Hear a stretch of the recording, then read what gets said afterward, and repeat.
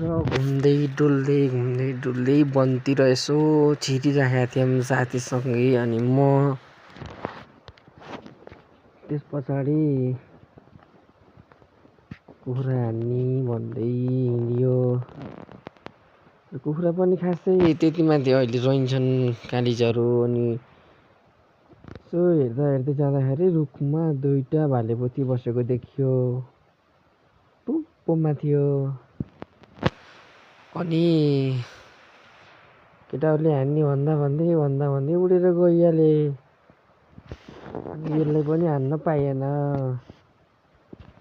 अनि यसरी भएन भनेर फेरि अर्को बुट्टामा गएर हेरेको, एउटा मात्र रहेछ। ठ्याक्कै ढलिहाल्यो के। अनि फेरि अब यताउति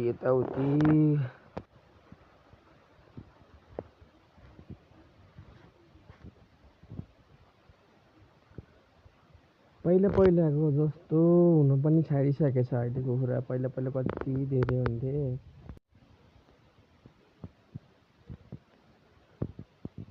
धेरै मेहनत पछि अनि सफलता हासिल पार्न सकियो। यति खुसी भयो कि कुरै छाडिदिनुहोस्। तपाईहरु पनि बुझ्नु होला। हातमा आयो, मजाको लोर्के भाले छ पुरा।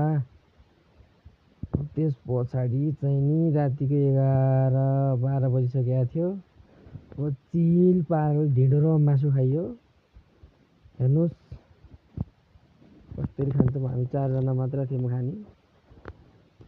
मजाले कति खान्छौ।